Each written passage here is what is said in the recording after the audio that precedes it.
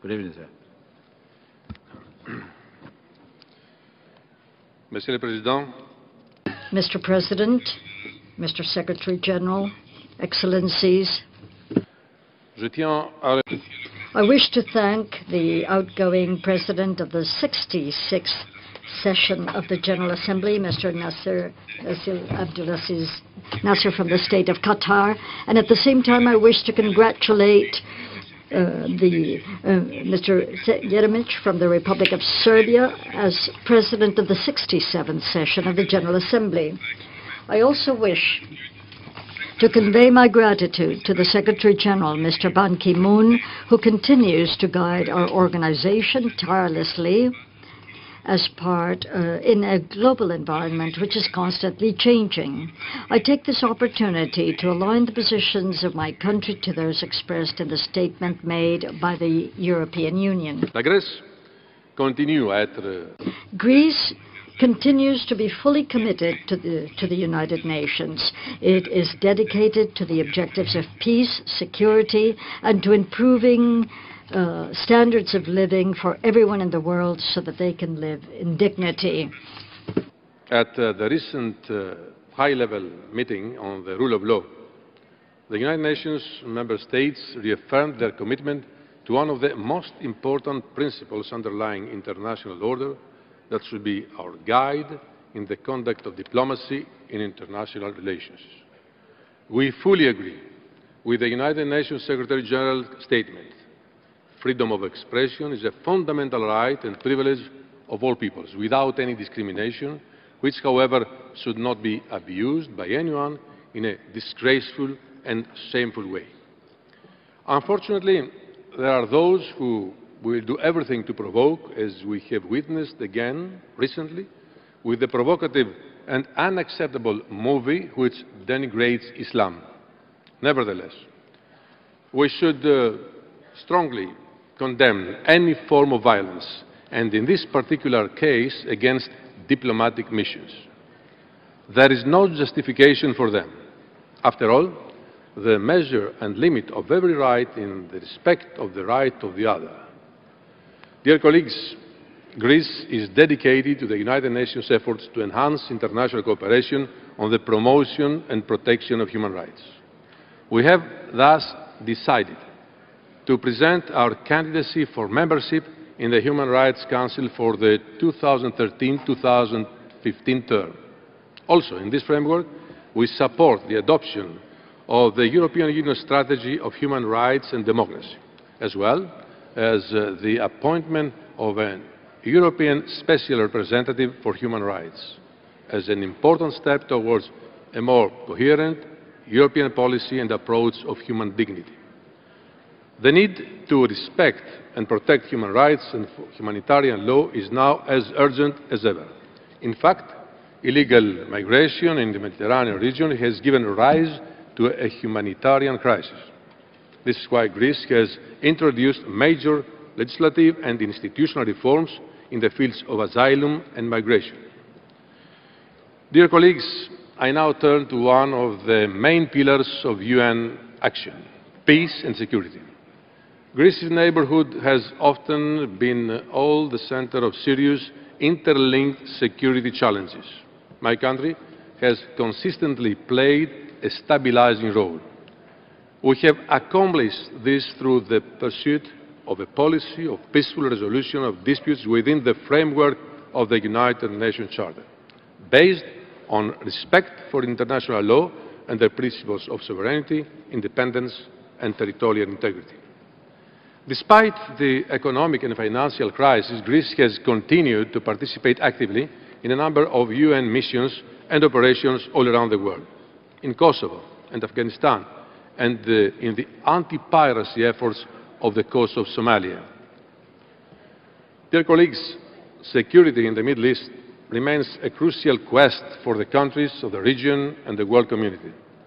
Greece maintains historic ties of friendship, cooperation and mutual respect with its neighbours in North Africa and the Middle East, countries that, following the momentous events of the Arab Spring, are moving towards successful electoral processes and towards building democratic institutions. The European Union should be there right by their side as they build their future. However, we have not seen successful outcomes everywhere. In Syria, demonstrations faced battle tanks and a brutal crackdown. On numerous occasions, we have called on President Assad to open the way for a transitional authority comprising all sections of Syrian society. Yet, we are still in a prolonged bloody statement that jeopardizes the present and the future of the Syrian people and stability in our region. 29,000 victims, 250,000 refugees, 2.5 million Syrian citizens in need. We are convinced that a Syrian-led political solution is still achievable, and we see no alternative to such a solution. Greece believes that there is no military solution to the Syrian problem. Peace and security in the Eastern Mediterranean cannot be achieved without a just, lasting, and comprehensive solution of the Palestinian issue, on the basis of a two-state solution. We regret the prolonged stagnation in the indirect negotiations between the two parties. It is only through negotiations that peace can finally be achieved. We believe that unilateral actions cannot fulfill Israel's quest for security or Palestinians' aspirations for statehood, which we fully support. The two-state solution should remain feasible on the ground. Dear colleagues, I would now like to outline the current position on some salient issues concerning our immediate neighborhood. The issue of the name of the former Yugoslav Republic of Macedonia is beyond its semantic dimension an important piece in the puzzle of putting to rest irredentist notions and attempts to rewrite history in our region. I was informed of what the representative of the former Yugoslav Republic of Macedonia said today in the General Assembly, distorting reality in front of the entire international community and using 19th century's rhetorics in the 21st century is counterproductive and will lead us nowhere. Populism and nationalism is the worst possible mix for the promotion of anyone's national interest and the stability of our region. Greece believes that the solution lies in a fair settlement. A name with a geographical qualifier, since Macedonia is a geographical region that overlaps the territories of three countries, the largest part in Greece and in Bulgaria and Fyrom. And of course, this name must be used in relation to everyone, erga omnes, as we say in Latin. When we resolve this issue, we will be able to realize the vast potential in our relations to our mutual benefit, and Greece will be the former Yugoslav republics of Macedonia's staunchest ally and friend in its efforts to realize its Euro-Atlantic aspirations.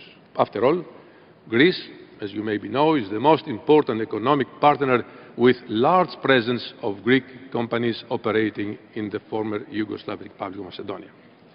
We also support the European Union facilitated dialogue between Belgrade and Pristina, and we welcome the constructive approach to these talks on the part of the Serbian leadership.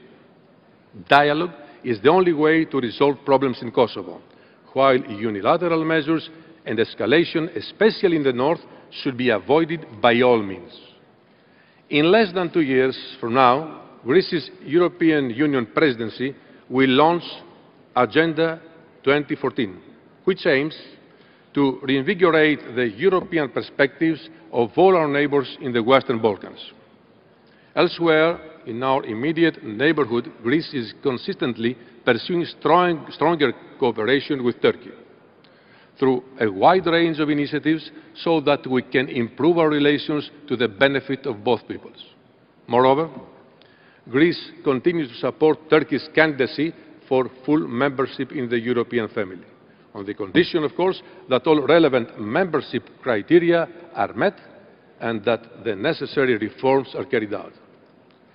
It is of the utmost importance that Turkey gives tangible signs of full respect for international law and abandon attitudes like the standing threat of casus belli against Greece or its attitude vis-à-vis Cyprus, which undermines efforts to build trust This brings us to the Eastern Mediterranean as a whole, where Greece continues to play its role as a factor of peace and stability. Greece supports the efforts of the government of the Republic of Cyprus to pursue negotiations with the Turkish Cypriot community under United Nations auspices, aimed ultimately at reuniting the island according to United Nations resolutions and taking into account the fact that the Republic of Cyprus is a member of the European Union, currently, as you know, holding the European Union presidency. However, after 38 years, the division of the island continues, and the results of the talks have been disappointing due to the Turkish Cypriot intransigence to engage in constructive talks. We applaud Cyprus' decision to act on its sovereign right to exploit the natural gas deposits in its exclusive economic zone. We are forging partnership with other emerging energy players in the region, including Israel and the Arab countries, with whom we enjoy traditional relations of friendship and trust. Greece is contributing to bringing stability and economic growth to the Eastern Mediterranean in order to promote energy security and diversification of sources and suppliers for the European energy markets. A resolution of the Cyprus issue would have a tremendously positive effect, not just for the Cypriots themselves, but for the Greek-Turkish relations and stability in Eastern Mediterranean as a whole. Dear colleagues, I will close with a few words about the economic crisis that Greece is confronting with the help of its partners in the European Union and the international community. The new tripartite coalition government in Greece is implementing an ambitious economic adjustment program in order to improve its macroeconomic outlook and achieve fiscal adjustment, while at the same time addressing structural reforms aiming for growth and job creation. This effort has produced impressive results, namely the primary deficit has been significantly reduced. At the same time, the Greek economy has regained more than 50% of its competitiveness towards its global trade partners, while the business and investment climate is on a positive path. We are determined to continue along this path, bearing in mind that Greek people are suffering tremendously from the austerity program implementation. In a broader view, it is evident that this crisis is not just Greek or European. International economies are intertwined, and therefore this is also a global crisis. In this respect, we need to examine measures aimed at generating all-inclusive and job-creating growth, measures that will regenerate economies and diminish the social impact of the crisis. Dear colleagues, the Eurozone, with Greece at the forefront, is making a hard and painstaking effort and adopts new paths and ways to exit the deep economic crisis. The pivotal role and geopolitical importance of Greece in southern Europe, in the Eastern Mediterranean and the Middle East will emerge as a result of the events unfolding in our neighbourhood. It is indeed a stabilizing role, since our vital national interests are aligned with the promotion of peace, stability, prosperity and regional security. Our advantage is not only our geographic position, but also our strong political will to become a cornerstone of stability and security, at a time which uncertainty dangerously threatens our region. Dear colleagues, during the last 2 years, Greece has been portrayed by the global media as a country defined by its economic need. It is true that our country is experiencing a painful transition leading to economic recovery and growth. It is also true that the Greek people have known in their 3,000 years of history crises more serious than the present one. We survived. We excelled. Let me assure the General Assembly and the family of nations that Greece will make it. We will make it because Greece is larger than its geographical size and more precious than its present fiscal reality. Through knowledge, science and art, Greece is there where progress takes place. Through democracy, Greece is present as a global civilization. Through Olympism, Greece unites humanity. Through our merchant fleet and our maritime tradition, we carry the goods all around the world. through our love for life, we constantly remind the world that progress should always be measured by the human scale. Through and by our legacy, we will make it once more. We will make it because Greece is not about asking. Greece is about offering. Let's not forget that Greece is a value that in the hearts and minds of people, irrespective of nationalhood, race and religion. And that gives us the moral power, the support and the encouragement, along with our partners in Europe, to give and win this fight. Thank you very much for your attention.